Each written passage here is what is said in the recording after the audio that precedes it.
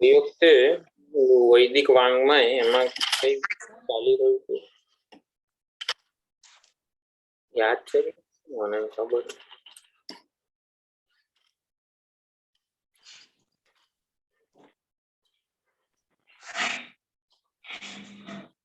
હા બધા ઉત્પાદ્ય વિચારે આપ્ય સંસ્કારે એ બધું વિચાર્યું હતું બરોબર મોક્ષ એ ઉત્પાદ્ય નથી સંસ્કાર્ય નથી વિકાર્ય નથી અવાજ નથી આવતો આવ્યો આવે છે આવે છે હવે આવે છે હા આવે છે હેમંતિકાબેન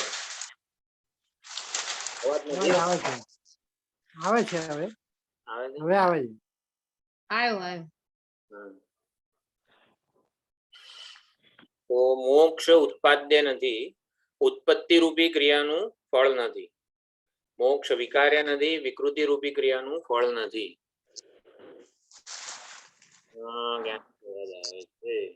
ચંપાબેન મ્યુટ કરવું પડે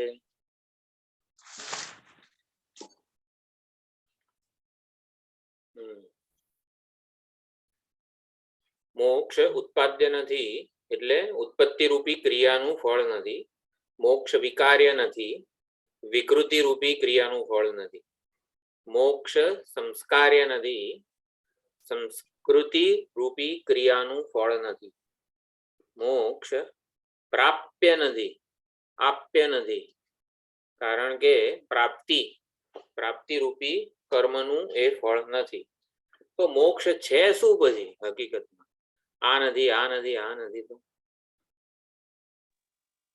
સ્વરૂપ છે નેતિ આત્મા સ્વરૂપ છે મોક્ષ સ્વરૂપ છે એનો અને એટલે એને પ્રાપ્ત કરવાનું નહીં સ્વરૂપ તો નિત્ય પ્રાપ્ત હોય સ્વરૂપ નિત્ય પ્રાપ્ત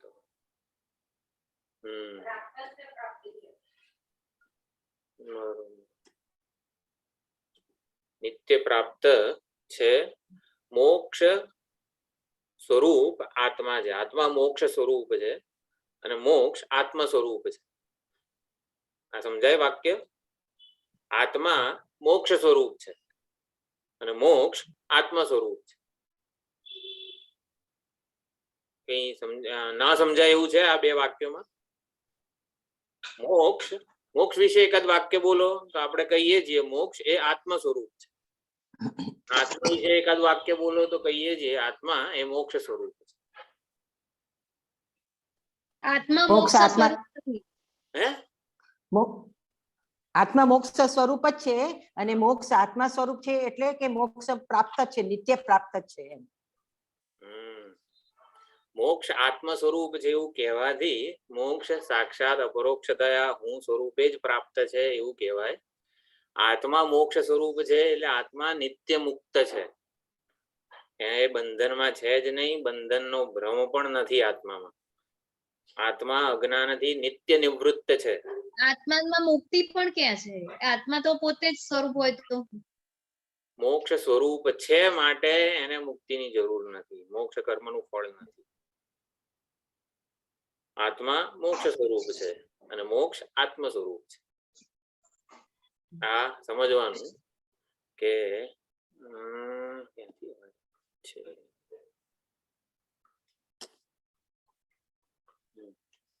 તો 4 પ્રકારની ઉત્પત્તિ વિધિ, અધિકાર વિધિ, નિયોગ વિધિ અને પ્રયોગ વિધિ, આ બધી શ્રૌત વિધિ છે. આમાં પણ કોઈ રીતે આત્મા એ જોડાઈ શકતો નથી એની સાથે, એટલે આ બધી વિધિનું ઉત્પત્તિ, અધિકાર, વિનિયોગ અને પ્રયોગ, આ 4 પ્રકારના જે કર્મ છે એની સાથે એનો સંયોગ થઈ શકે એમ નથી. તો શ્રૌત વિધિ આ 4 પ્રકારની થઈ: ઉત્પત્તિ, અધિકાર, વિનિયોગ અને પ્રયોગ. અને આપણે જે કોઈ પણ પૂજા વગેરે કરીએ છીએ, શિવરાત્રીના દિવસે જે પૂજા કરી કે કલ્પોક્ત પ્રકારેણ, કલ્પ વિધિ પ્રમાણે કરીએ છીએ, શ્રૌત વિધિ નથી. શ્રૌત વિધિ તો જે બ્રાહ્મણો હોય, અગ્નિહોત્રી, વૈદિક, એ લોકો કરે. આપણે બધા કલ્પોક્ત પ્રકારેણ, એટલે લક્ષ્મીનારાયણજી વગેરે જે બધા આવે છે આપણા આશ્રમમાં, એ જે હવન, યજ્ઞયાગ વગેરે પણ જે કરે છે, લઘુરુદ્ર હોય, સુદર્શન હોમ હોય, એ બધા કલ્પોક્ત પ્રકાર, કલ્પ વિધિ પ્રમાણે યજ્ઞયાગ, હવન વગેરે થાય છે. આ પ્રમાણે થોડુંક આનું પણ પરિચય. હવે અત્યારે જે બધી ચર્ચા ચાલે છે વૈશેષિકોનો ઉપદેશ શાસ્ત્રીમાં, વૈશેષિક દર્શનનું નિરાશ, સાંખ્ય દર્શન, જૈન દર્શન, પરમત ખંડન ચાલી રહ્યું છે. હકીકતમાં આ બધી વસ્તુઓ બહુ સમજવાની જરૂર છે કે વૈશેષિકોનું મત નું નિરસન કરવાની જરૂર કેમ પડી. એટલે વૈશેષિકોના મતની, વૈશેષિકોની વિચારણાનું ખંડન જ્યારે ભાષ્યકાર દ્વારા થઈ રહ્યું છે, એના માટે હું તૈયાર છું કે નહીં, અથવા તો રેડી છું એટલે કે મારી સાથે સંગત છે કે નહીં, એ ખાસ સમજવાની જરૂર છે. વૈશેષિકોના મતનું ખંડન થાય તો એનો મને શું ફાયદો થાય, એટલે એ આપણા જીવન સાથે એ વસ્તુ કનેક્ટ થવી જોઈએ. એ લોકો દરેકે દરેક જે દર્શન છે, 12 દર્શન, એમાં 6 આસ્તિક દર્શન, 6 નાસ્તિક દર્શન. તો બૌદ્ધો વગેરે જે છે 4 પ્રકારના, એ નાસ્તિક દર્શન છે. નાસ્તિકોના મતની સામે ટકી રહેવા માટે આસ્તિક મત જુદા જુદા પ્રકારના તર્ક લઈને આવેલા, એ લોકોના સામે ટકી રહેવા માટે. એટલે સાંખ્ય, યોગ, વૈશેષિક, ન્યાય, પૂર્વ મીમાંસા અને ઉત્તર મીમાંસા, આ 6 આસ્તિક દર્શનો છે. તો વૈશેષિકોનું મતનું ખંડન અત્યારે થઈ રહ્યું છે, પેલા સાંખ્ય વગેરે મતનું થયું. તો એ લોકોનું જ્યારે વિચારણામાં રહેલા દોષો બતાવવામાં આવે છે, એની સાથે આપણને કોઈ જાણે કે સંબંધ નથી એવું લાગે ઉપર છેલ્લી દ્રષ્ટિએ, કે આ બધું શું ચાલી રહ્યું છે. આત્મા ને ગુણ ને સમવાય ને આ તે બધી વસ્તુઓ અત્યારે આપણને આપણા જીવનમાં પ્રસ્તુત લાગતી જ નથી, પ્રેક્ટિકલ લાગતી નથી. કે સંયોગ સંબંધ, સમવાય, મન અને આત્માનો આ ને તે ને બધું જે કંઈ પણ અત્યારે ચાલી રહ્યું છે ઉપદેશ શાસ્ત્રીમાં, એટલે એનું આપણા જીવનમાં કોઈ એની સંગતિ મળતી નથી. તો કોઈક ને કોઈક રીતે આપણે એ મતને અનુસરીને આપણું જીવન જીવી રહ્યા છીએ. વૈશેષિકોનો જે સિદ્ધાંત છે અથવા તો વૈશેષિકોની જે વિચારણા છે એ પ્રમાણે આપણે અત્યારે જીવન જીવી રહ્યા છીએ, એ કનેક્ટ કરવું પડે. અને એનું જ્યારે ભાષ્યકાર એ વિચારણાનું નિરસન કરે છે, નિરાશ કરે છે, એમાં રહેલા દોષો બતાવે છે, તો એના દ્વારા આપણી વિચારણામાં રહેલા, આપણે જેમ કે વૈશેષિકો આત્માને સુખ દુઃખ ગુણથી વિશિષ્ટ માને છે, આપણને પણ અમુક જીવનમાં જ્યારે અપમાન થાય કે ઈષ્ટનો સંયોગ થાય, ઈષ્ટ વ્યક્તિ વસ્તુ પરિસ્થિતિનો સંયોગ થાય, ત્યારે આપણને સુખ થાય છે. એટલે હું સુખી, હું દુઃખી, એટલે કે સુખ અને દુઃખથી વિશિષ્ટ હું મને પોતાને માનું છું. ચૈતન્ય સુખ દુઃખ વગેરેથી વિશિષ્ટ બને છે એવું આપણે માનીએ જ છીએ. એટલે ઓલું આ વૈશેષિકોના મતનું ખંડન થઈ રહ્યું છે એવું નથી સમજવાનું. કોઈક ને કોઈક રીતે આપણે પણ આ મતને મતાવલંબી જ છીએ. વૈશેષિકોના મતને, સાંખ્યોના મતને કોઈક રીતે તો આપણે અનુમોદન આપી જ રહ્યા છીએ આપણી વિચારણા. એટલે ભાષ્યકાર જ્યારે વૈશેષિક મતનું ખંડન કરે છે ત્યારે વૈશેષિકોની નહીં, વૈશેષિકોની જે વિચારણાને આપણે આપણી બુદ્ધિમાં અનુમોદન આપીએ છીએ એનું નિરસન થઈ રહ્યું છે. આ કનેક્ટ થવું જોઈએ. એટલે કોઈ પણ ગ્રંથ ભણીએ આપણા આચાર્ય પાસેથી ત્યારે આ રીતે ભણવાનું છે. ઓલાનું ખંડન થઈ રહ્યું છે એવું નહીં. મારી બુદ્ધિની જે વિચારણા છે કે હું કોઈક રીતે એ મતને અનુસરી રહ્યો છું, કોઈક રીતે એ મતને અનુમોદન આપી રહ્યો છું, એ મતનો સ્વીકાર કરેલો છે મેં મારી વિચારણામાં, મારા અનુભવોમાં. એટલે એ વસ્તુ એ સ્તરે કામ કરવી જોઈએ. આપણે શરૂઆતની જે આ 10 મિનિટ છે એમાં આ વસ્તુનો વિચાર કરીશું એક ક્લાસમાં કે કઈ રીતે વૈશેષિક મતનું ખંડન મારા જીવન સાથે પ્રસ્તુત છે, કઈ રીતે સાંખ્ય મતનું ખંડન મારા જીવન સાથે પ્રસ્તુત છે, કઈ રીતે જૈન મતનું ખંડન મારા જીવન સાથે પ્રસ્તુત છે, કઈ રીતે ચાર્વાક મતનું ખંડન મારા જીવન સાથે પ્રસ્તુત છે. એટલે આ આપણે એક એક કરીને હવે જોઈશું. તો તમે લોકો પણ થોડું વિચાર કરજો. એક પહેલા ચાર્વાકોથી માંડીને વાત કરીશું કે ચાર્વાક મત જે છે લોકાયતિક કહેવાય કે દેહ જ આત્મા છે, એટલે આ શરીર જ ચેતન છે. આત્મા શબ્દ છે ને જુદા જુદા સંદર્ભમાં જુદા જુદા ટાર્ગેટેડ મિનિંગ ધરાવે છે. દેહ જ આત્મા છે એવું જે વૈશેષિક ચાર્વાકો માને છે એ વખતે આત્મા શબ્દનો અર્થ શું છે? ચાર્વાકો દેહને આત્મા માને છે, બરોબર? શરીર કરે છે લોકો, શરીર. હા, દેહ ને આત્મા માને છે. એ વાક્યમાં આત્મા શબ્દનો અર્થ શું છે? દેહ. દેહ તો બરોબર. હું પછી આત્મા જેવું કઈ નથી એમ. નહીં, દેહને એ લોકો આત્મા માને છે. What is the meaning, targeted meaning of atma in this sentence? ચાર્વાકો દેહને આત્મા માને છે એ વાક્યમાં ચાર્વાકો માટે આત્મા શબ્દનો અર્થ શું છે? દેહ જ હું છું એવું માને છે. હા, આત્મા શબ્દનો અર્થ એ વખતે હું છે. ચાલો પછી બીજું કઈ? મન હું છું. મન નહીં, એ મન મન હું છું. જુદા પ્રકારના ચાર્વાકો જ છે પણ જુદા પ્રકારનું છે.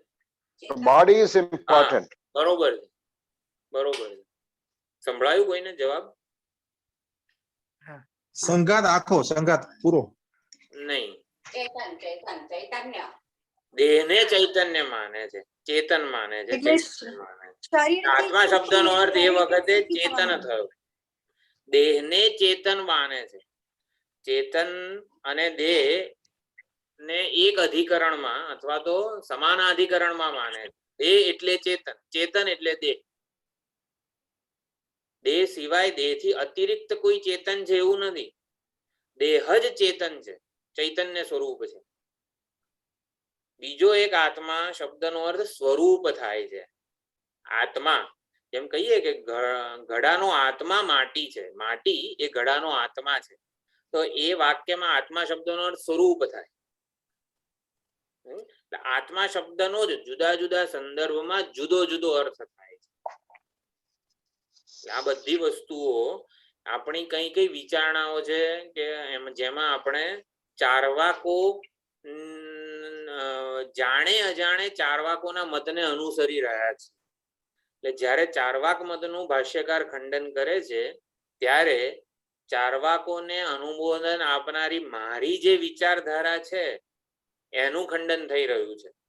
એટલે એ બધી વસ્તુઓ નો નિષેધ થવો જોઈએ મારામાંથી. એ સમજવાનું છે. ચાર્વાક નું ખંડન થાય તો ભલે થાય, મારામાં કંઈક ફરક પડવો જોઈએ ચાર્વાક મતના ખંડન. તો એ બધું આપણી મારી સાથે, મારી બુદ્ધિમાં મારી સાથે કનેક્ટ થવું જોઈએ. એ પ્રકારનો થોડો પ્રયત્ન કરીશું હવે. તો આવતી વખતે એક એક મત જે છે એનું ખંડન થાય છે એ મારા જીવનમાં પ્રસ્તુત છે કઈ રીતે છે એ આપણે વિચારવાનો પ્રયત્ન કરીશું. ઓમ સહના ભવતુ સહનૌ ભુનક્તુ સહ વીર્યં કરવાવહૈ તેજસ્વિનાવધીતમસ્તુ મા વિદ્વિષાવહૈ. ઓમ શાંતિ શાંતિ શાંતિ. હરિ ઓમ શ્રી ગુરુભ્યો નમઃ. હરિ ઓમ. સદાશિવસમારંભાં શંકરાચાર્યમધ્યમાम् अस्मदाचार्यपर्यन्तां वन्दे गुरुपरम्परां वन्दे गुरुपरम्पराम्. ॐ नमो भगवते वैवस्वताय मृत्यवे ब्रह्मविद्याचार्याय नचिकेतसे च.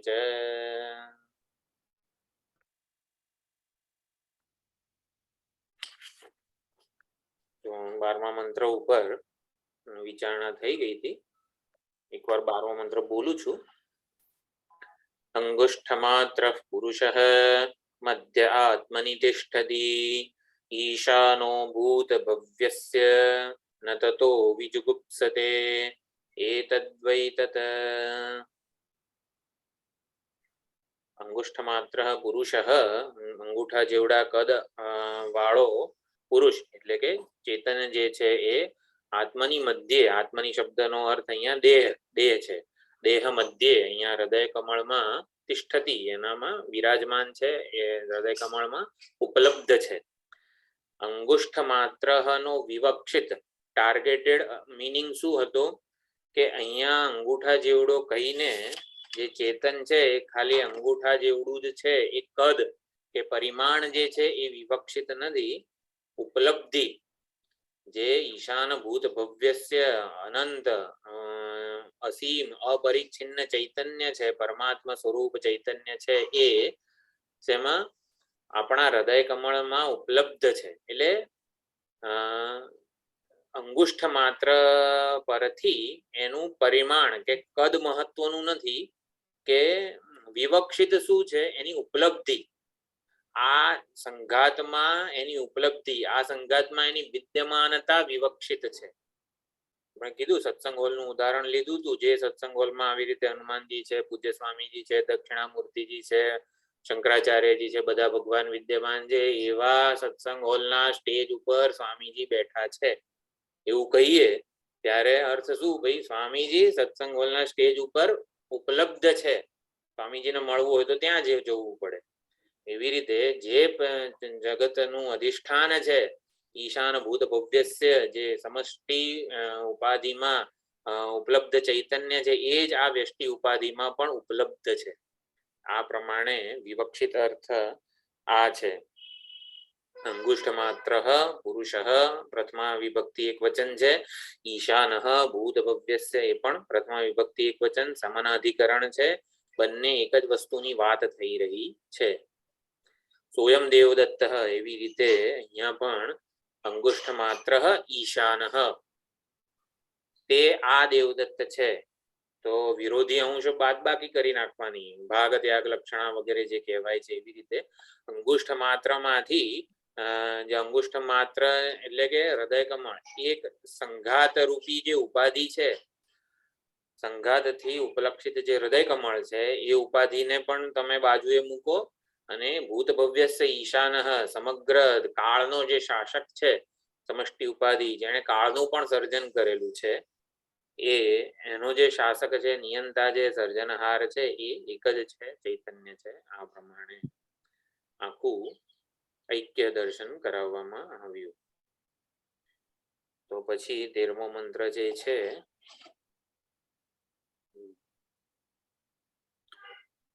એ હું બોલું છું.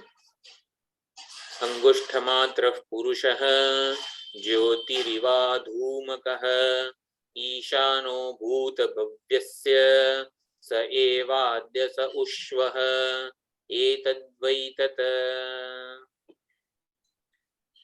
અંગુષ્ઠ માત્ર પુરુષ, અંગૂઠા જેવડા કદવાળો આ પુરુષ જે છે, ચૈતન્ય છે, એ જ્યોતિ અધૂમક જ્યોતિ ઇવ ધુમાડા વગરની જ્યોતિ વાળો છે. અત્યંત શુદ્ધ ચૈતન્ય સ્વરૂપ છે. ધુમાડા વગરની જ્યોતિ વાળો છે એટલે આવી રીતે અત્યંત શુદ્ધ નિત્ય શુદ્ધ ચૈતન્ય સ્વરૂપ છે, સાક્ષી સ્વરૂપ છે, નિર્વિકાર કુટસ્થ ચિદ વપુ છે. એક કેવું છે એનું સ્વરૂપ લક્ષણ? ઈશાનો ભૂત ભવ્યસ્ય ભૂત ભવિષ્યનો શાસક છે. માયા અને કાળ આ બંનેની ઉત્પત્તિ એક સાથે થઈ છે. પહેલા કાળ આવ્યો કે પહેલા માયા આવી? આપણે કહીએ છીએ કે જગતનું સર્જન થયું પ્રકૃતિ દ્વારા, તો આ કાળ અને પ્રકૃતિ આ બંનેનું એક સાથે સર્જન કરેલું છે પરમાત્માએ. સદૈવ સૌમ્ય ઇદમ અગ્ર આસીત. ઇદમ અગ્રે, અગ્રે એટલે કાળનું સૂચક છે. એટલે સૃષ્ટિ એની ઉત્પત્તિ પહેલા સત સ્વરૂપ પરમાત્મા જ હતી, જગતે આવું જ હતું એવું કહેવામાં આવે છે. ત્યારે કાળ જે પ્રકૃતિ જે છે, પ્રકૃતિ અને કાળ બંને અનાદિ છે અને બંનેની એક સાથે કલ્પના થયેલી છે. આ ખાસ સમજવાનું. ઈશાન ભૂત ભવ્યસ્ય ભૂત ભવ્યનો શાસક કોણ હોય?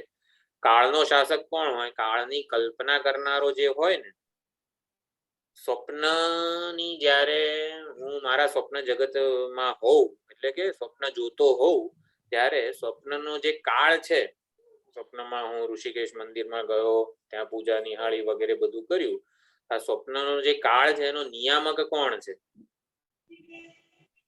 સ્વપ્નનું સર્જન કરનાર, હા, સ્વપ્નનું સર્જન કરનાર. હજી થોડુંક યોગ્ય પ્રિસાઇઝ ઉત્તર કેમ માંગવો હોય તો દ્રષ્ટા, દ્રષ્ટા. દ્રષ્ટા, દ્રષ્ટા. સ્વપ્ન દ્રષ્ટા, સ્વપ્ન દ્રષ્ટા. સ્વપ્ન હા, દ્રષ્ટા. સ્વપ્ન દ્રષ્ટા. તેજસ, વિશ્વ મન. તેજસ પ્રાજ્ઞ.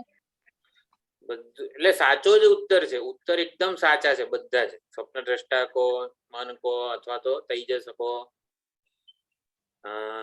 સ્વપ્નના કાળનો નિયામક કો, સર્જનહાર કો, સ્વપ્નની કલ્પના કરનારો. હવે સ્વપ્ન સાચું છે એવું માનીને જવાબો શોધવાના નથી. કાળ અને પ્રકૃતિ એ બંને કલ્પિત છે એવું મેં કીધું. બંનેની એક સાથે કલ્પના થયેલી છે. બંનેનું સર્જન એક સાથે થયેલું છે એવું હું નથી બોલ્યો.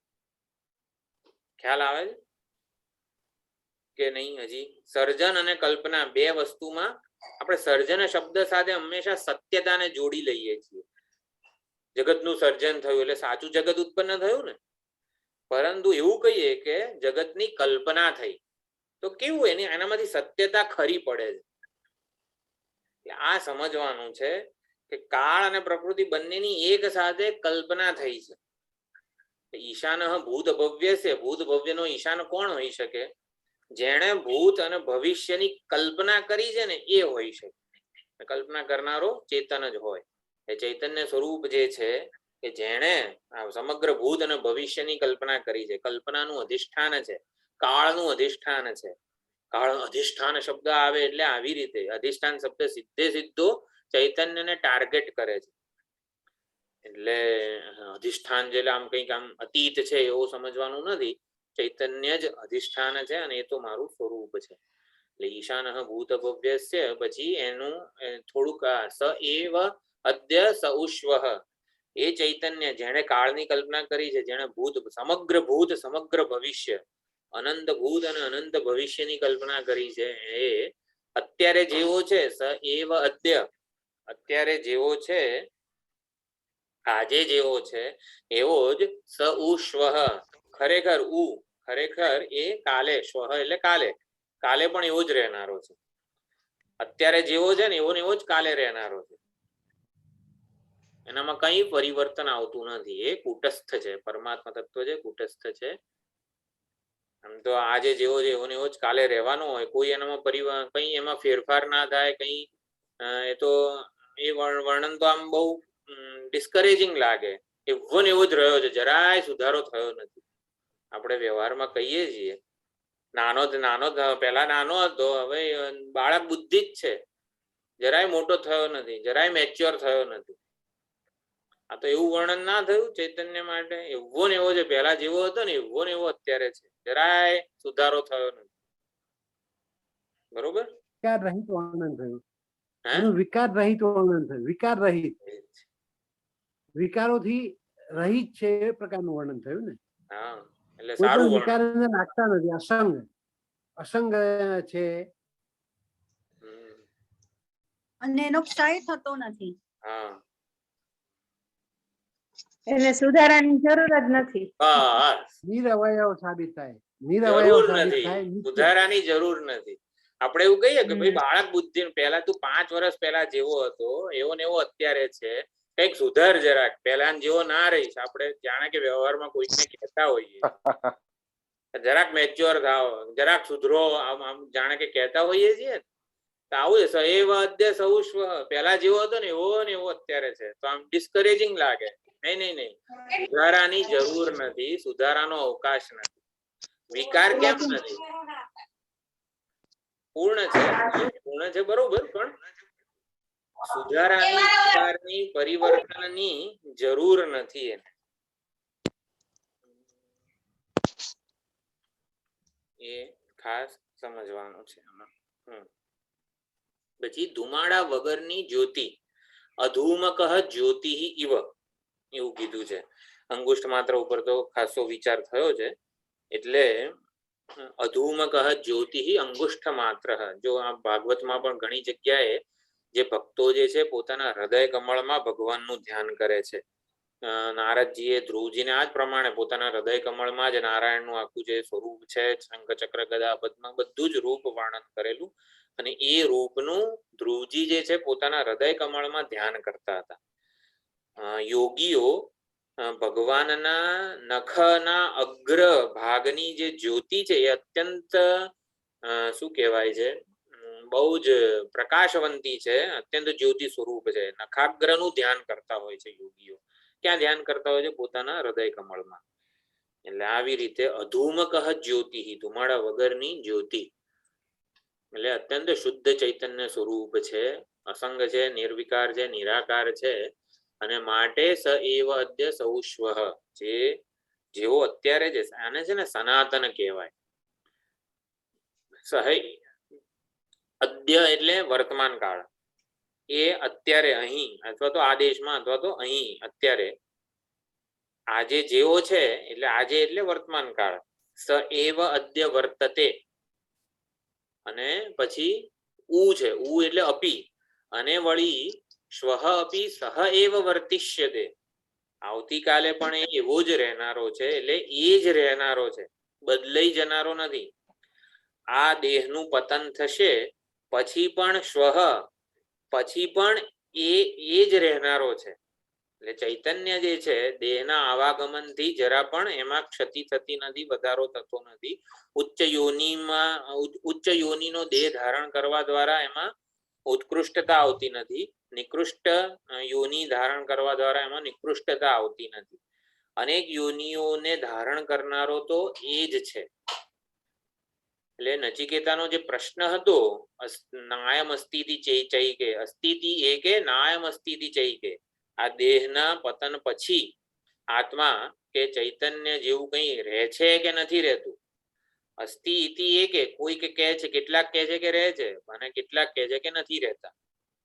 તો નાયમ અસ્તિતિ ચૈકે, એ જે નાયમ અસ્તિ કે દેહ નો ઓલું વિલય થઈ જાય અથવા તો દેહનું મૃત્યુ થઈ જાય પછી આત્મા જેવું કંઈ રહેતું જ નથી, એવા જે નાસ્તિકો વગેરે જે છે ને એનું અહીંયા ખંડન થયું.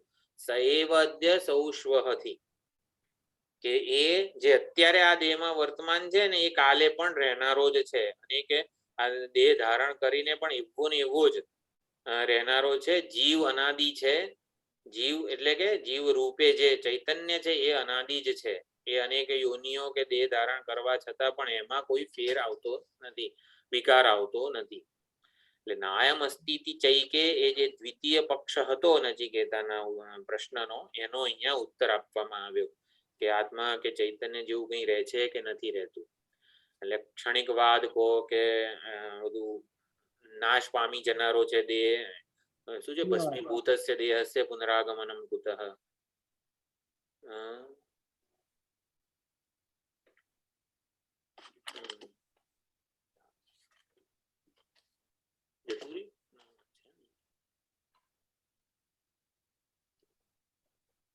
હમ.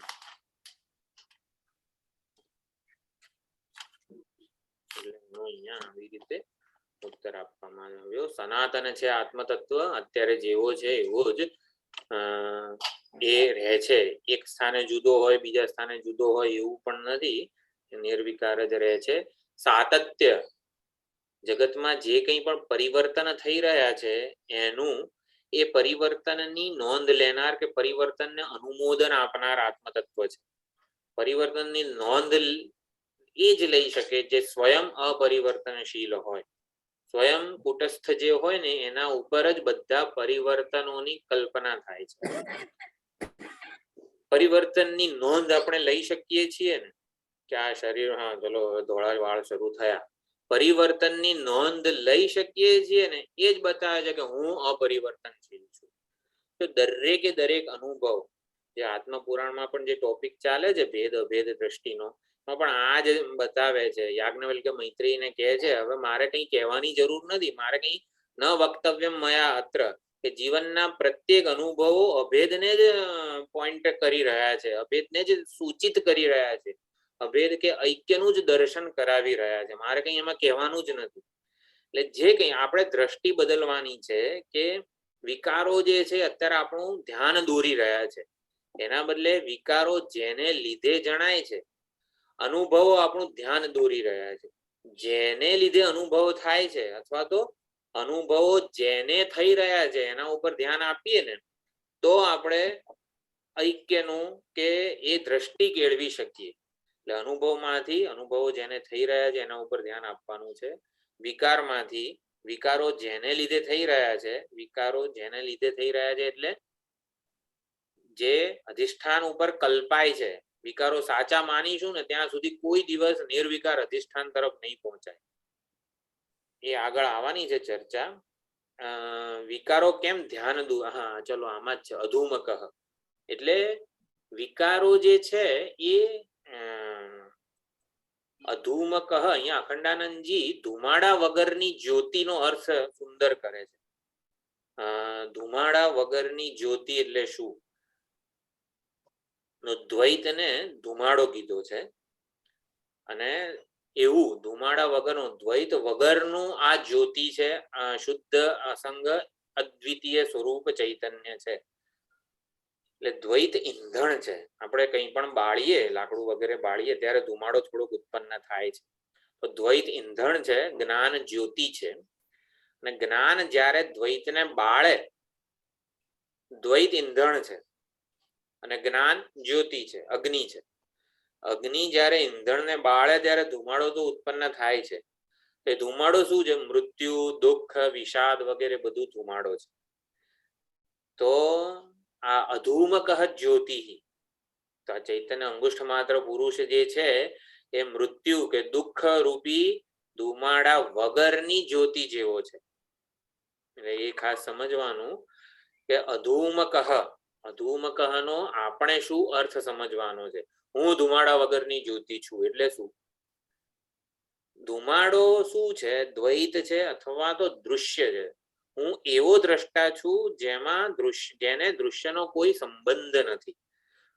દૃશ્યના અભાવથી ઉપલક્ષિત હું અદૃષ્ટો દ્રષ્ટા વગેરે જે છે બૃહદારણ્યકમાં કીધું છે એ પ્રકારની આ વિચારણા છે. ક્યારે દૃશ્ય ન થઈ શકે ને એવો હું દ્રષ્ટા છું. અધૂમક જ્યોતિ એટલે શું?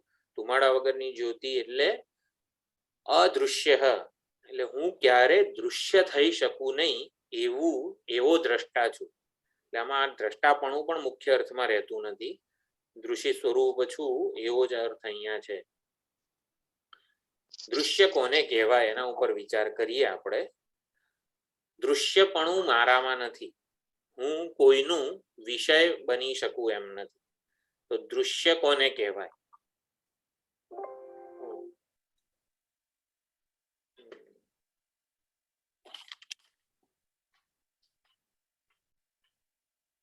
જે દેખાય છે તે દૃશ્ય છે. એ પદ પ્રકાશ્ય હોય, પદ પ્રકાશ્ય હોય અને જડ હોય.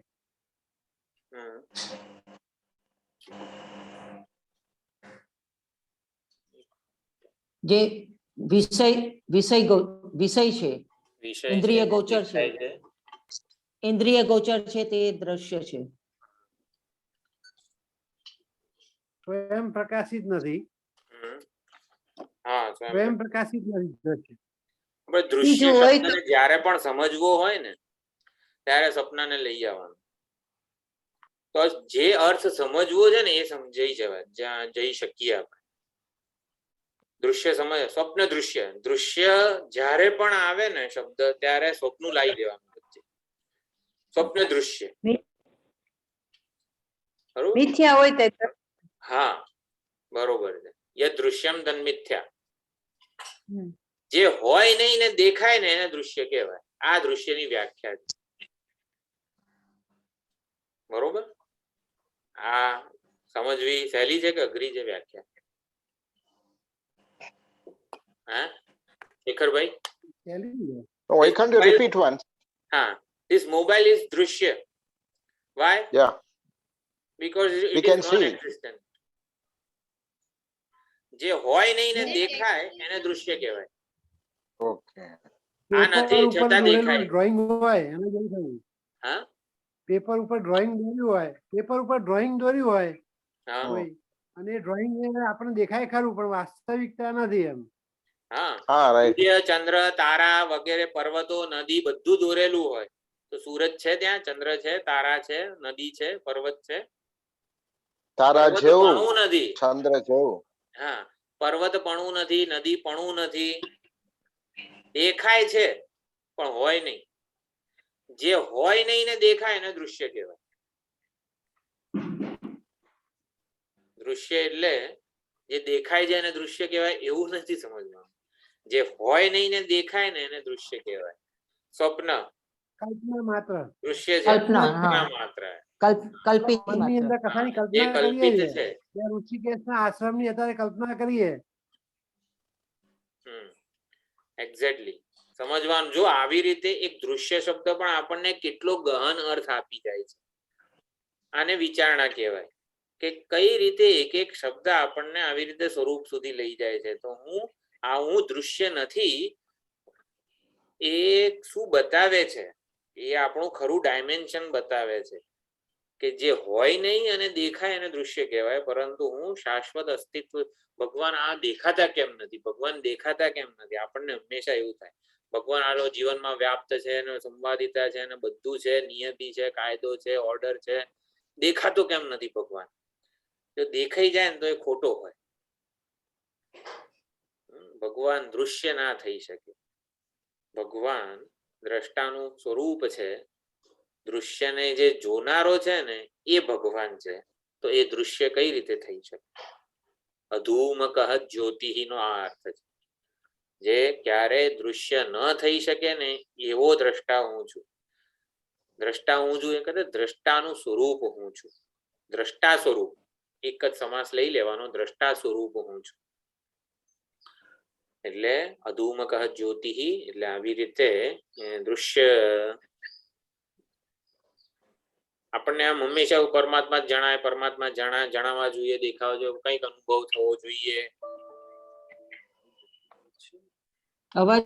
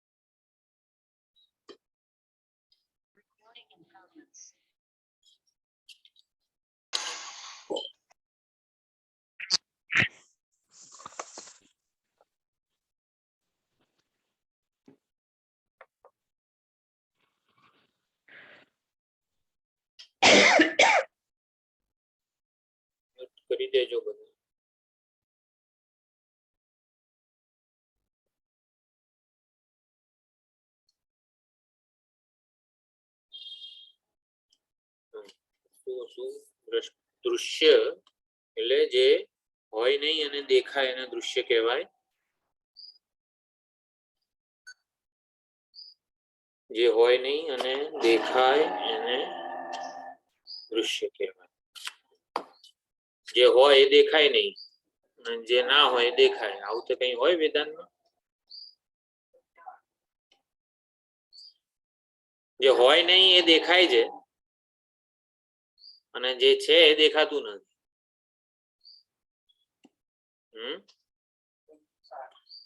આવું બધું ઉલટું ઉલટું ભણાવવામાં આવે છે. શેખરભાઈ, જે Yeah. હોય નહીં એ દેખાય છે અને જે છે એ દેખાતું નથી. આવી રમત इसमें સ્વરૂપ છે, इसमें જોનાર माया જોઉં बैठे છું. જોનાર પોતાને કેવી રીતે જોશે? આંખ બીજી વસ્તુ જોઈ શકે, પછી આંખ પોતાને નથી જોઈ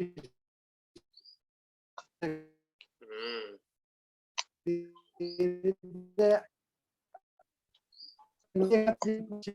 દેખાશે.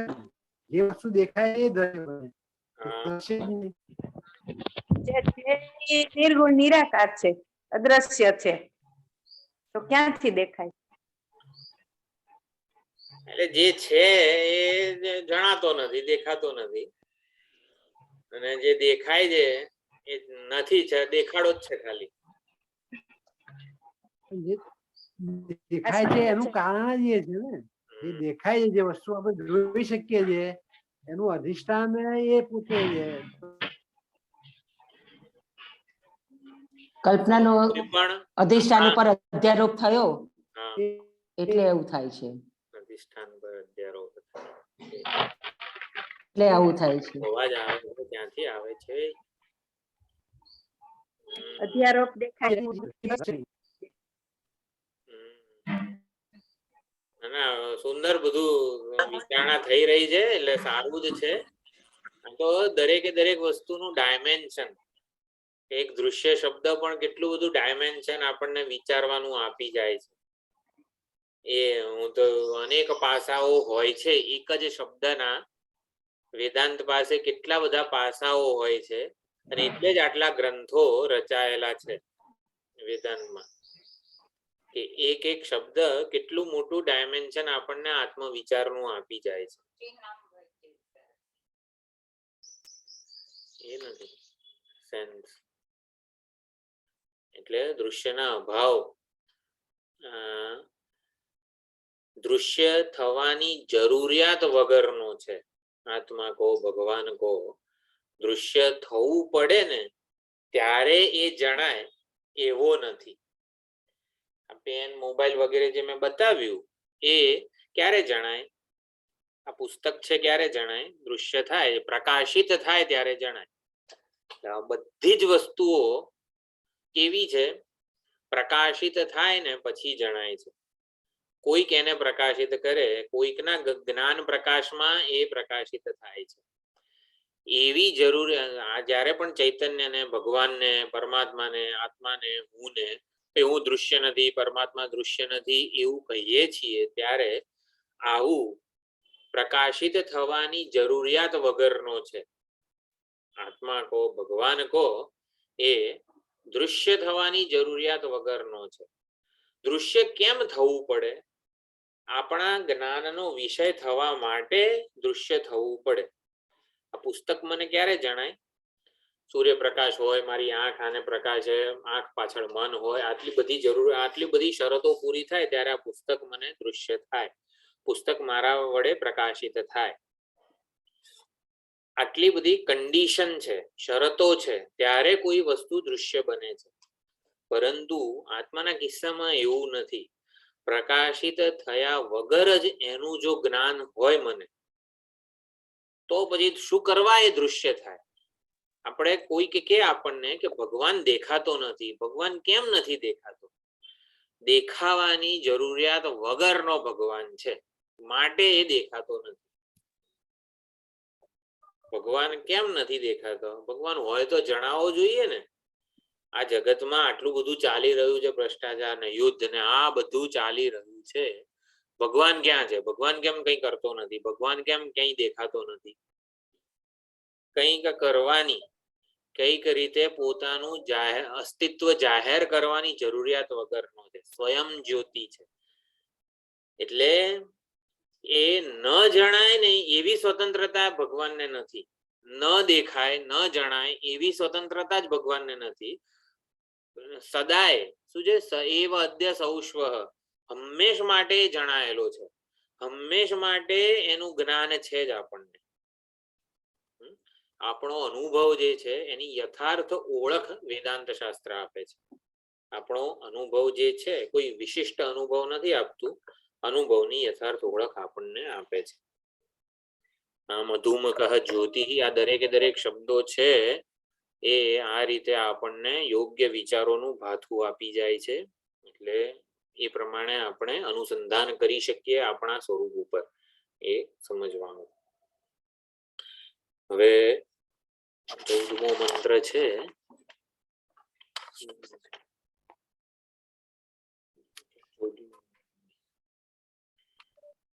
અહીંયા પણ ભેદ દર્શનની નિંદા થઈ રહી છે અને એ દ્વારા ભેદ દર્શનની ઐક્ય દ્રષ્ટિની સ્તુતિ થઈ રહી છે.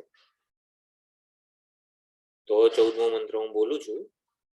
યથોદકમ દુર્ગે વૃષ્ટમ પર્વતેષુ વિધાવતી એવં ધર્માન પૃથક પશ્યન તાનેવાનુવિધાવતી.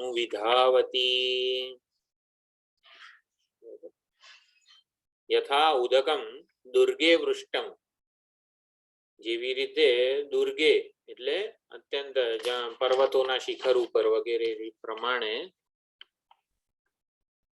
દુર્ગ સ્થાને, અત્યંત દુર્ગમ એવા સ્થાનમાં જ્યારે વરસાદ વર્ષે જળ વર્ષે ત્યારે અને પછી એ શું થાય છે? પર્વતેષુ વિધાવતી, પહાડોથી અનેક જગ્યાએ થઈને બધે ચારે બાજુએ ફેલાઈ જાય છે, ચારે બાજુએ વિભક્ત થઈ જાય છે. આખું એક વાદળ હોય મોટું અને એ વરસે જ્યારે, ત્યારે આવી રીતે અનેક જગ્યાએ પર્વતો પર અનેક જગ્યાએ વરસી જાય છે, ચારે બાજુ વહેંચાઈ જાય છે, ચારે બાજુ વિભક્ત થઈ જાય છે. વિભક્ત એટલે છૂટું પડી જાય છે. વાદળમાં હતું ત્યારે કેવું? એક જળ રાશિ સ્વરૂપે હતું, પરંતુ વરસ્યું દુર્ગે એટલે જુદા જુદા દુર્ગમ સ્થળે, એટલે કે જુદા જુદા પર્વતો ઉપર કે જંગલમાં વગેરે રીતે વરસ્યું, છૂટું પડી ગયું એકબીજાથી. આખો જળરાશિ જે હતું એ છૂટું પડી ગયું વરસવાથી, તો વેચાઈને પર્વતેષુ વિધાવતી નષ્ટ થઈ જાય છે.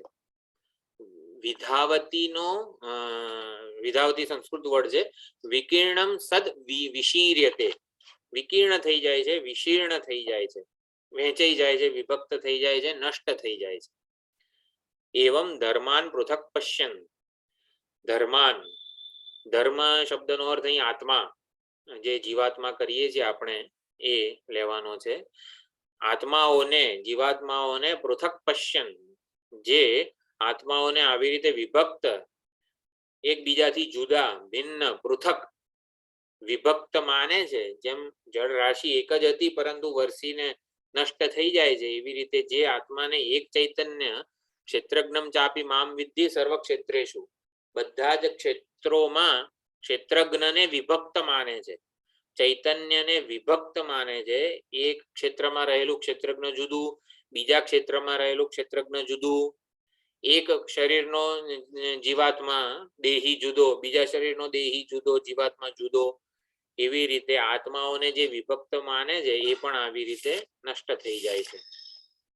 એટલે શરીરના ભેદને આત્માનો ભેદ માની લે છે, જે શરીરની અનેકતાને આત્માનો ભેદ માની લે છે, આત્માની વિભક્તતા માની લે છે, એ આવી રીતે નષ્ટ થઈ જાય છે. વિવિધ યોનિઓમાં ભટક્યા કરે છે, જન્મ મૃત્યુના ચક્રમાં સંસારમને જ પ્રાપ્ત થાય છે, એનું પછી કલ્યાણ થઈ જતું નથી. વિધાવતી એટલે વિકીર્ણમ સદ વિશીર્યતે, અનેક વિભક્તતા. જો અહીંયા કઈક જુદા જ શબ્દોમાં ભેદ અને અભેદ, મેં આત્મપુરાણની જે 2 ફાઇલો મોકલી હતી ગયા 2-3 દિવસ પહેલા, બુધવારે જ આવી હતી. એમાં એક ફાઇલમાં શું હતું? ભેદ અભેદ દ્રષ્ટિ. હા, હમ. એકમાં ઐક્ય દ્રષ્ટિ હતી, અભેદ દ્રષ્ટિ, આત્મદ્રષ્ટિ એનું પ્રતિપાદન હતું, અને બીજી જે ફાઇલ હતી બ્રહ્મતમ પરાધા તેમાં એમાં ભેદ દર્શન વગેરે જે કહેવાય છે ભેદ નિર્ણય છે.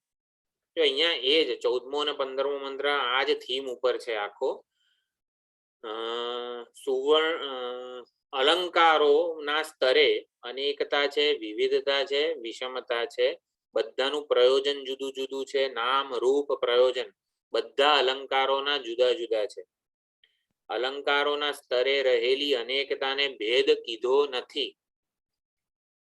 ખ્યાલ આવે છે? અલંકારોના સ્તરે રહેલી અનેકતાને ભેદ કીધો નથી.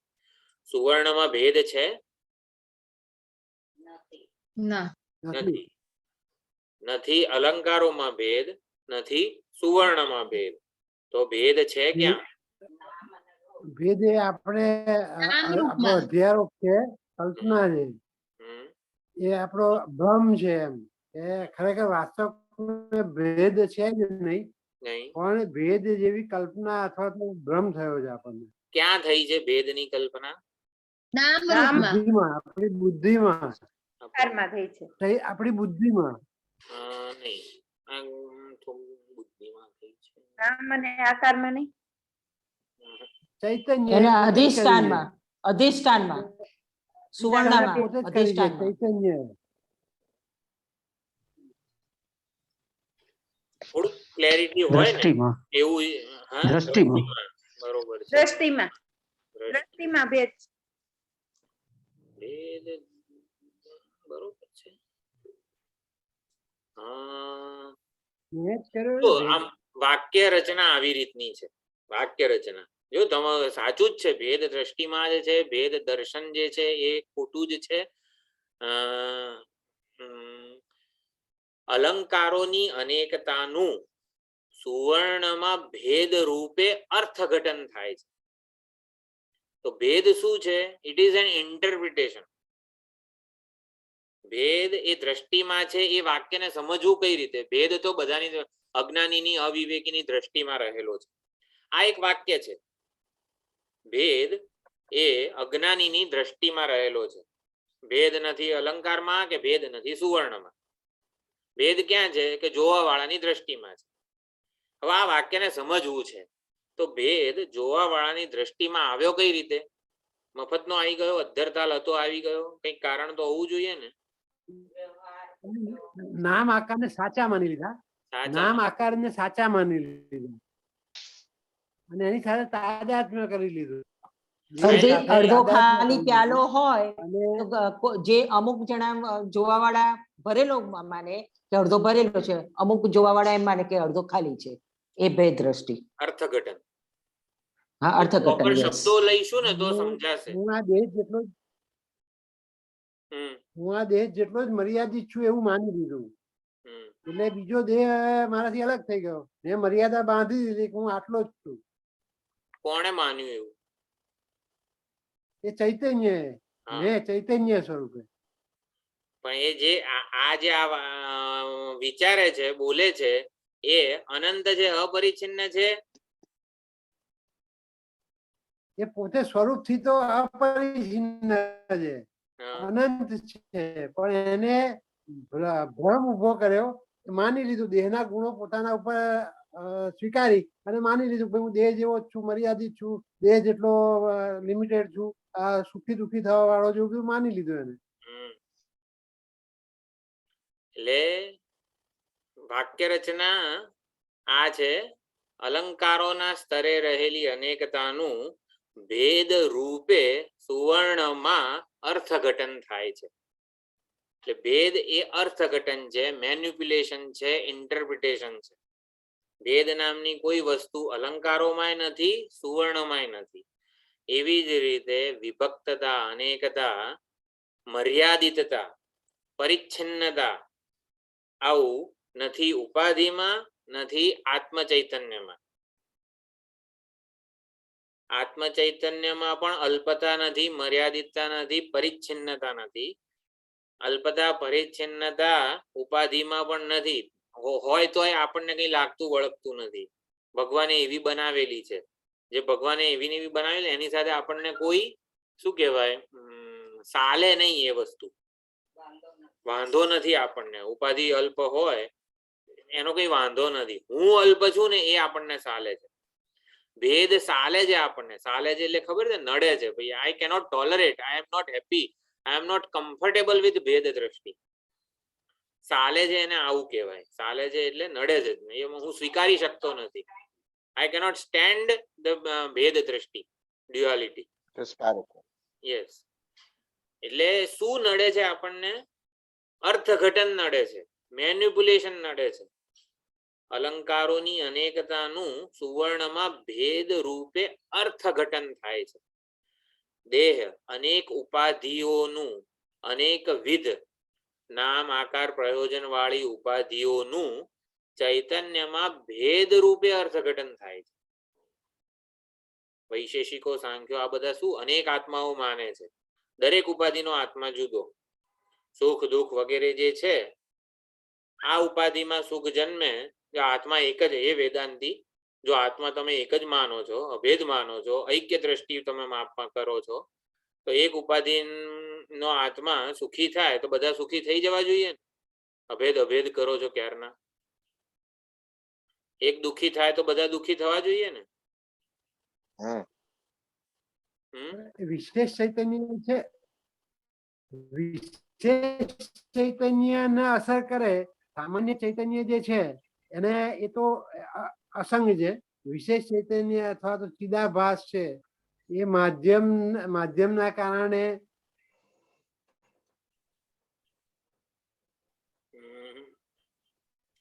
સામાન્ય વિશેષ ચૈતન્ય અહીંયા નહીં. આપણે અભેદ અને ભેદ ઉપર જ વિચારણાને ફોકસ કરીએ તો બધું ઐક્ય ચૈતન્ય એક જ છે એવું તમે કહો છો બધા જ શરીરોમાં.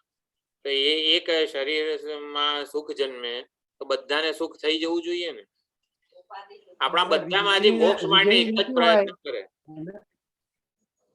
પોતાના સંસ્કાર અને વાસના આધારિત રહેવાનું. જેમ વીજળી ઓળાઓમાં જતી હોય તો કોઈ એસી ને ઠંડુ કરે છે અને હીટર ગરમ કરે છે, બરાબર છે. એ સાધનની પોતાની જે માધ્યમ છે એના જે વિશેષતાઓ છે એને કારણે એ જુદું જુદું એને સુખ ને દુઃખ નો અનુભવ થાય છે જુદા જુદાને.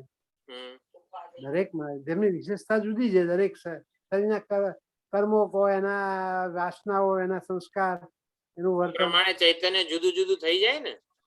ના, ચૈતન્ય જુદું ના થાય ને. વીજળી ક્યાં જુદી થાય છે? જુદી રીતે અભિવ્યક્ત થાય છે ને.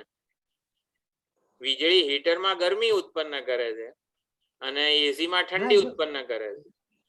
એપ્લિકેશન. તેવી જ રીતે એક ઉપાધિમાં ચૈતન્ય સુખ, એક ઉપાધિને સુખી કરે છે, બીજી ઉપાધિને દુઃખી કરે છે. વીજળી કઈ કરતી નથી. એ તો એ સાધનમાં જે મિકેનિઝમ જે છે વીજળીનું, એ રીતમાં કન્વર્ઝન થાય છે વીજળી શક્તિનું ઉષ્મા શક્તિમાં, અથવા તો જે બી થતું હોય. સન્નિધિ સ્વરૂપ છે વીજળી. તો વીજળી છે, એનું સ્વરૂપથી બદલી વીજળી સન્નિધિ સ્વરૂપ છે. એવી રીતે ચૈતન્ય જે છે ઉપદ્રષ્ટા અનુમંતા છે, સન્નિધિ સ્વરૂપ છે. સન્નિધિ સ્વરૂપ હોવાથી એ બધાને અનુમોદન, સ્વતંત્ર, પૂર્ણ સ્વતંત્રતા આપે છે. બધા જેવા છે એવો એનો પૂર્ણ આદર સ્વીકાર કરે છે. એના ગુણધર્મો, એના ધર્મો પ્રમાણે વર્તવાની સ્વતંત્રતા આપે છે. એ પોતે સન્નિધિ સ્વરૂપ જ છે. એવી રીતે આ જે એક ચૈતન્યનું દર્શન છે બધા ક્ષેત્રોમાં, એક આપણા બધા અનુભવોને સમજાવવું જોઈએ. આ ભેદ દર્શન એક જ આત્મા આપણે સ્વીકારીએ, ચૈતન્ય જે છે એ એક જ છે એવું સ્વીકારીએ તો આપણા બધા અનુભવોની સંગતિ મળે છે ખરી.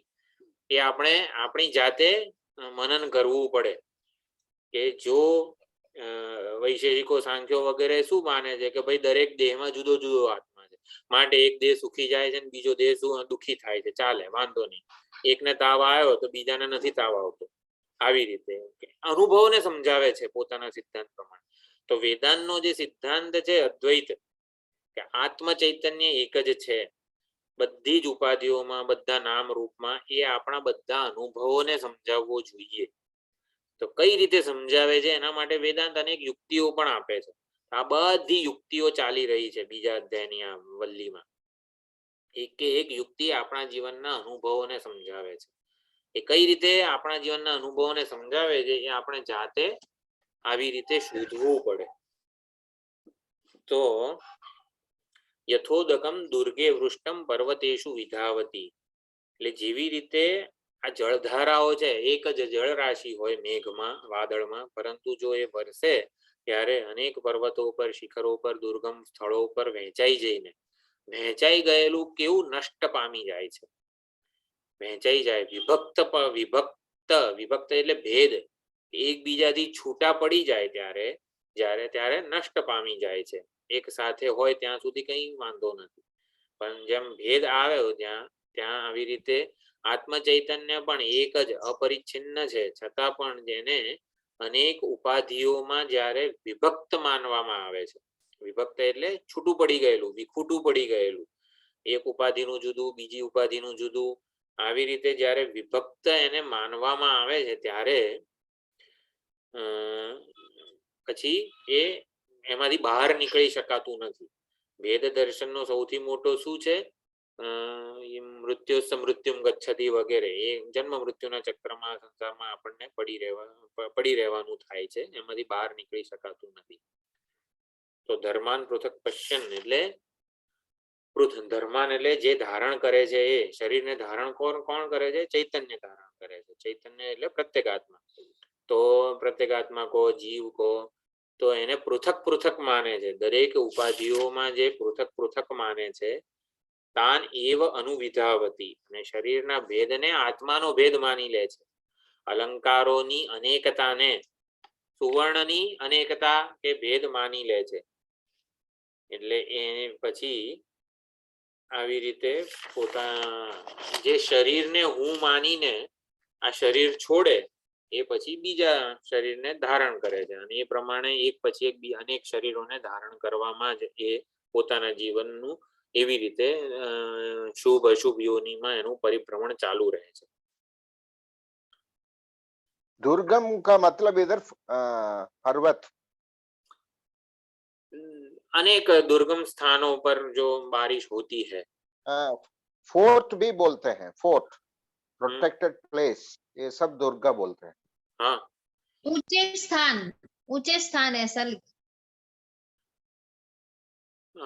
દુર્ગમ જગ્યા એટલે જ્યાં મુશ્કેલીથી પહોંચી શકાય. હા, મુશ્કેલીથી પહોંચી ગમન કરવું અઘરું છે તે દુર્ગમ. કરોળિયો જાળો ક્યાં બાંધે? એને ખબર છે દિવાળી સુધી આ જગ્યાએ આપણું ઝાડુ પહોંચવાનું નથી, એને દુર્ગમ કહેવાય. ખ્યાલ આવે? એ અંદર ક્યાંક ખૂણામાં કરોળિયો જાળો બાંધે, એ ત્યાં ઝાડુ આપણું દિવાળી સિવાય પહોંચવાનું જ ના હોય. એ એટલો ઇન્ટેલિજન્ટ છે, એને દુર્ગમ કહેવાય, જ્યાં આપણે પહોંચી ના શકીએ સરળતાથી. दुर्गा सूक्तम में डिफरेंट मीनिंग्स देते हैं दुर्गम के लिए. तो विघ्न जो है उसको भी दुर्ग बोलते हैं, उसका नाश करने वाले हैं, इसलिए दुर्गा बोलते हैं माता जी को, ऐसा है. तो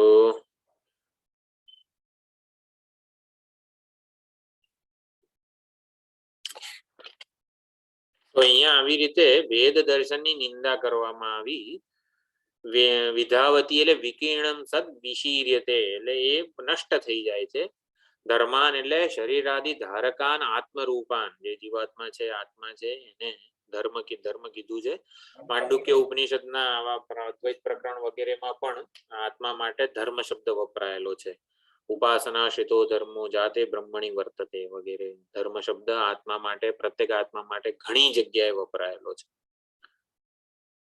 એવમ ધર્માન પૃથક પશ્યન, પૃથક એટલે શરીર આત્મ ઉપાધિ ભેદેન ભિન્નાન પશ્યન જાનન, જેટલા શરીરો છે એટલા આત્મા છે, આવું જે માને છે એ તાન આત્મનઃ ઉપાધિભૂતાન શરીરાન પ્રાપ્નોતિ તાન એવ અનુવિધાવતી, એવું મંત્રમાં છે.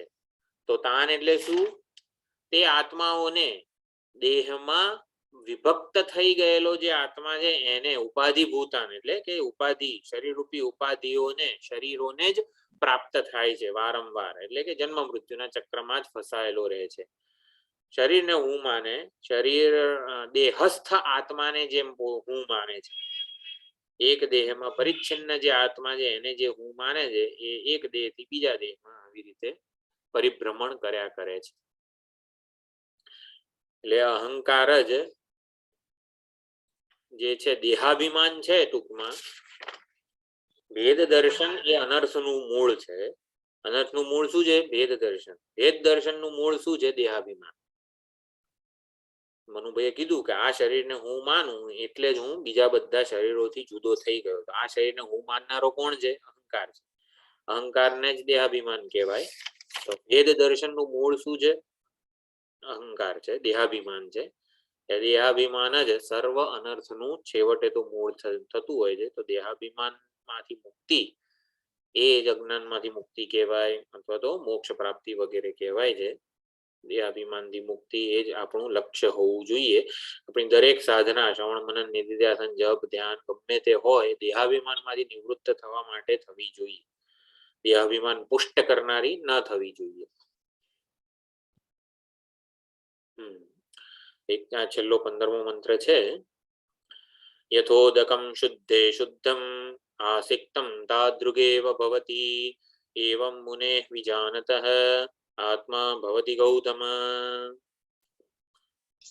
યથા શુદ્ધમ ઉદકમ શુદ્ધે આસિક્તમ. જ્યારે નિર્મળ જળમાં કોઈ પણ લોટાનું જળ વગેરે નાખવામાં આવે ત્યારે એ નિર્મળ થઈ જાય છે. ગંગા જળમાં આપણે ગંગાનો જે પ્રવાહ છે, ગંગા નદીમાં આપણે આપણા કળશનું જળ નાખીએ તો પછી એ સમષ્ટિમાં ભળી જાય. વ્યષ્ટિ પોતાના દુરિતથી પાપથી કર્મોથી છૂટવા માટે જ્ઞાન રૂપી ઉપાય છે, અને વ્યષ્ટિ તાદાત્મ્ય છૂટે એનું ત્યારે એ નિષ્પાપ થઈ જાય છે. અને બીજું ઉપાસના અથવા તો આવી રીતે સમષ્ટિ ભાવમાં સમષ્ટિમાં પ્રવિલાપન થઈ જાય ત્યારે પણ એ છૂટી જાય છે. એટલે એ ખાસ અહીંયા એટલે કે નિર્મળ જળમાં જ્યારે કળશ વગેરેનું જળ નાખવામાં આવે તો એ નિર્મળ થઈ જાય. તેવી રીતે એવમ મુનેઃ વિજાનતઃ આત્મા ભવતિ ગૌતમ. વિજાનતઃ મુનેઃ છઠ્ઠી વિભક્તિ છે બંને. એક જ્ઞાની આવી રીતે એક ચૈતન્યને ऐक्य दृष्टि अभेद दृष्टि आत्म दृष्टि जेने प्राप्त करी लीधी छे एवा सर्वात्मा जे ज्ञानी छे एना माटे आत्मा भवति गौतम हे गौतम हे नचिकेता ए आत्मा ए ब्रह्म ज थई जाय छे ब्रह्म स्वरूपे ज ए रहे छे आ प्रमाणे अर्थ छे એટલે આત્માને જે અદ્વિતીય જાણે છે એ સ્વયં અદ્વિતીય બનીને રહે છે આત્માને જે એક अद्वितीय स्वरूपे जाने छे आवी रीते एक अद्वितीय स्वरूपे ज रहे छे एक पोताने देहथी देह परिमाण वाळो के देह में विभक्त मानतो नथी पोताने अपरिच्छिन्न स्वरूपे ज जाने छे जुए छे ए जेनुं वास्तविक दर्शन बनीने रहे छे ब्रह्मवेद ब्रह्मैव भवति जे ब्रह्मने जाने छे ब्रह्म स्वरूप ज रहे छे आ प्रमाणे जे श्रुति वाक्यो छे एनुं ज अहींया 15मा मंत्रमां उद्धरण करेलुं छे એટલે જે દેહાભિમાનથી નિવૃત્ત થઈ જાય છે દેહાભિમાન દેહ હું છું દેહાત્મ બુદ્ધિ જેની નિવૃત્ત થઈ જાય છે એ બ્રહ્મમાં પ્રતિષ્ઠિત એવું બધું નહીં બ્રહ્મ સ્વરૂપે જ એ બનીને રહે છે એનો હું જે છે એટલે કે એ બ્રહ્મ સ્વરૂપે જ પ્રગટ થાય છે એનો હું બ્રહ્મ સ્વરૂપે પ્રગટ થાય તો પછી શું થાય આમ હું સર્વવ્યાપક છું હું આમ બધા જગતનું અધિષ્ઠાન છું એવું થાય હું આમ અભિમાન જ ના રહે ને અહંકાર સ્વમાંથી અભિમાન રહે સર્વમાં જ નહીં ને સ્વમાંથી સર્વમાં એટલે હું શરૂઆતમાં છું એટલે પછી મને ભૂખ ના લાગે હા શરૂઆતમાં છું પણ એને જાણે નહીં કે હું મને ભૂખ લાગી છે એને એનું અહેસાસ ન રહે દેહનો દેહના ભૂખ તરસ ના લાગે ભૂખ લાગે પણ પણ ઉદાસીન હા ઉદાસીન સારું જે હશે ભૂખ લાગે છે એ 5 મિનિટ વેઇટ કરો જે હશે ખાઈ લઈશું એનાથી ઉપર થઈ જાય એવું જો એની ભૂખ આપણા તરસી અનુભવોને સમજાવવા જોઈએ દરેકે દરેક વસ્તુ જે છે ને આ હું પૂછું છું એટલા માટે કારણ કે મેં ઉત્તર આપી દીધો છે એનો ઐક્ય દ્રષ્ટિ સર્વાત્મ ભાવ પ્રાપ્ત થઈ જાય પછી થાય શું આપણો એનો દેહાત્મ વ્યવહાર ભાવ કેવો? છૂટી જાય ને હા, ઐક્ય દ્રષ્ટિ એટલે પ્રાપ્ત શું થાય એટલે થાય? દેહાત્મ ભાવ છૂટી જાય મારી પાસે આ લેપટોપમાં એ જવાબ લખેલો નથી પણ કઈ રીતે બતાવું તમને બધાએ વાંચેલું પણ છે હા હા રીતે ભૂલી બતાવું ગયા હમણાં ગઈકાલે જ વાંચ્યું છે આનંદ આપે છે, આનંદ હા આનંદ બધાને આપે છે, વેચે છે. બરોબર છે વાહ બીજું શું કરે ઐક્ય બીજું શું? અભેદ આત્મા એ દ્રષ્ટિ છે તો પછી હમ. સ્વભાવ શું હોય સ્વભાવ એ જ હોય ને. પ્રેમ સ્વરૂપ હા હા, પછી પ્રેમ સ્વરૂપ પછી પ્રેમ આનંદ સ્વરૂપ. સ્વરૂપ પછી આનંદ રસ સ્વરૂપ હા રસ સ્વરૂપ સ્વરૂપ રસ છે આનંદ છે અદ્વૈત છે અભેદ છે ઐક્ય છે એ સ્વરૂપ છે વ્યવહાર સ્વભાવ રૂપે થાય સ્વભાવ શું છે હજી જવાબ લખી દીધો છે મેં 14 વસ્તુઓ લખી છે પ્રેમ પ્રેમ પ્રેમ એક મારો પ્રિય આત્મા શાંત ના, ના. સ્વરૂપ બરોબર પ્રેમ પછી પ્રિયતમ હા શાંત સ્વરૂપ શાંત શાંત સ્વરૂપ છે સ્વભાવ મને જોઈએ નેતિ ને સ્વભાવ આ ગઈકાલની આત્મપુરાણની ફાઇલ બુધવારને મેં મૂકી છે સ્વરૂપ ઐક્ય દ્રષ્ટિ આત્મદ્રષ્ટિ અભેદ દ્રષ્ટિ લખ્યું છે પછી બીજું શું લખ્યું છે કોઈએ વાંચ્યું કોઈએ વાંચી જ નથી હજી સુધી. સ્વભાવ રૂપે વ્યવહાર એવી ત્રીજી લાઈન છે અને એમાં 15 વસ્તુઓ લખી છે મેં ખોલો મોબાઈલ જોઈ ખોલો વાંધો નહીં આને મિનિમાઇઝ કરો અને જુઓ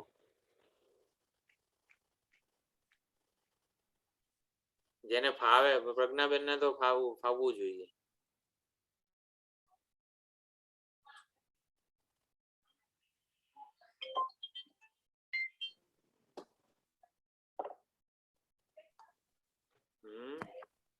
કોઈ બીજાને ભાવે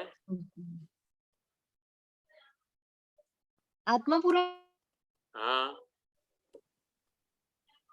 આત્મપુરાણમાં હા હા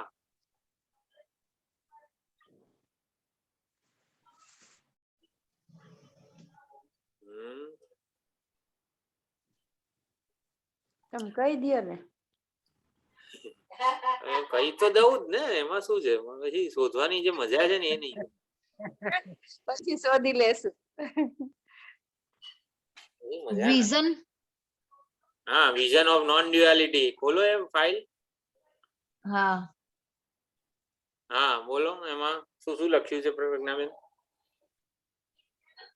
અનમ્યુટ કરીને બોલો હા વિઝન ઓફ નોન ડ્યુઆલિટીમાં આ તો બહુ 20 પાના છે કયું પાનું અને વાંચ્યું? સૌથી પહેલું જ ના. પાનું સ્વીકાર અચ્છા પહેલા સ્વીકાર પાનામાં હું ઉપકાર યજ્ઞ આત્મનિવેદન સ્વસ્થતા સંભાળ હા નિયતિ સંભાળ નિયતિ નિસ્વાર્થ નિસ્વાર્થ સમર્પણ સમર્પણ ભગવત ભક્તિ મૂલ્યો મૂલ્યો અને નિષ્કામ યોગ ભાવના ભાવના ઐક્ય દ્રષ્ટિ પ્રાપ્ત થઈ ક્યારે કહેવાય જ્યારે આપણા વ્યવહારમાં આવું જણાય ને ત્યારે ઐક્ય દ્રષ્ટિ પ્રાપ્ત થઈ કહેવાય અભેદ દ્રષ્ટિ પ્રાપ્ત થઈ કહેવાય આમાં એક જણાય તો બહુ છે વાત એટલે મેં એ જ આવો અભેદ અને અદ્વૈત ને ઐક્ય અને આ જે બધું છે ને એ દ્રષ્ટિ કે સ્વરૂપ છે એ જ્યારે વ્યવહારમાં વ્યક્ત થાય ને ત્યારે આવી રીતે વ્યક્ત થાય નારાયણ ભગવાન ચતુર્ભુજ રૂપે ક્ષીરસાગરમાં સૂતા છે એ કઈ કામના નથી એ જ્યારે અવતરે ને રામકૃષ્ણ રૂપે ત્યારે જ એમને જોવાની મજા આવે ત્યારે એ વ્યવહાર યોગ્ય બને નારાયણ ભગવાન જોડે આપણે ગીલી દંડા કે શું ચોર પોલીસ રમી શકીએ શંખ ચક્ર ગદા પદ્મ ધારણ કરીને આયા હોય એમની જોડે આપણે માખણ ને વગેરે ખાઈ શકીએ ચોરી કરી શકીએ માખણ ની બધું કશું ના થાય એ કૃષ્ણ બનીને આવે ને તો જ કામના છે આપણને તો એવી રીતે જ્યારે આ ઐક્ય ભેદ આત્મા આ બધું જે છે ને એ તો સ્વરૂપ છે. એ જ્યારે વ્યવહારમાં અવતરે ને એટલે જાણે કે આપણે હવે આ સ્વરૂપ તો આપણાથી ક્યાંય જુદું નથી. સચ્ચિદાનંદ ઘન સ્વરૂપ પરમાત્મા દેહ એટલે કે પરિચ્છિન્ન હુંની ઓટમાં છુપાયેલા છે. એ ક્યાંય જુદા નથી. એટલે જ્યાં સુધી પરિચ્છિન્ન હુંનું દેહાભિમાન કે એ તાદાત્મ્ય છે ને ત્યાં સુધી ઓલો તો છે જ, પરંતુ વર્તમાન થતો નથી. એટલા માટે કરવાનું શું? તો પછી વર્તમાન કરવા માટે જાણે કે આ જેટલું આ સ્વભાવ રૂપે વ્યવહાર એ જેટલી વસ્તુઓ લખી છે ને એ આપણે બનીને બતાવવાની, એ આપણે બનવાનું એવું, તો પછી સ્વરૂપ રૂપે વર્તમાન થઈ જાય. ખ્યાલ આવ્યો છે? વાસ્તવિકતા જે છે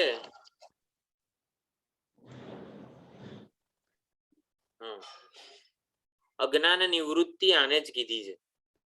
જેટલે અંશે આપણે આવી રીતે પ્રેમ પ્રેમાળ બીજાને હું આપીએ, બીજાનો સ્વીકાર કરીએ, બીજા સ્વસ્થતા આપીએ. આપણી હાજરીથી કોઈ અસ્વસ્થ બની જતું હોય, હા, બીજાનો આદર, એ બધું આપણે કરીને બતાવવાનું. તો આપણું ઐક્ય સ્વરૂપ, ભેદ સ્વરૂપ, આત્મ સ્વરૂપ વર્તમાન થાય, પ્રગટ થાય. એ સ્વરૂપે આપણે બનીને, આને જ બ્રહ્મનિષ્ઠા કહેવાય. બ્રહ્મનિષ્ઠા અમે એટલે તો બધું કરેલું છે. હે બધું કરેલું જ છે કોણે? અમે. હા બસ અમે આવું જ હોવું જોઈએ. બધાને આદર પણ આપીએ છીએ, પ્રેમ પણ કરીએ છીએ, બધું કરીએ છીએ. બસ તો બસ આ કરતા જ રહેવાનું છે. નિષ્કામ ભાવના રાખીએ છીએ. પછી આપણી હાજરીથી કોઈ બળે છે ખરું? એ આપણને શું જોવાનું? કોઈ બળે તો હા, બળે. ના બળવું જોઈએ. યસ્માન નો દ્વિજતે લોકઃ લોકાન નો દ્વિજતે ચયઃ. એને જીવન મુક્ત કીધો છે. જેની હાજરીથી કોઈને ઉદ્વેગ પહોંચતો નથી. આ બધું સામેનાને ઉદ્વેગ પહોંચે એમાં આપણે શું કરી શકીએ? હા, કેમ ના થાય? કેવી રીતે થાય? એનો સ્વભાવ હું કેવી રીતે બદલી શકું? કેમ ના બદલે? કેવી રીતે બદલાય? તમે જેવા છો એવા રહો ને તો કોઈને પણ ઉદ્વેગ ના પહોંચે. આપણે જ અન્યથા હોઈએ છીએ ને માટે એવું છે. નિર્દોષ બાળક છે, કોઈને દુઃખ પહોંચાડે? નિર્દોષ બાળક, આપણે 1 વર્ષનું છે બાળક, એને જોઈને એને રમાડવાનું જ મન થાય ને 2 લાફા મારવાનું મન થાય જ કોઈ દિવસ? કોઈને એવી ભાવના જન્મે કે આને 2 લાફા મારું? ના થાય. કારણ કે નિર્દોષતા છે.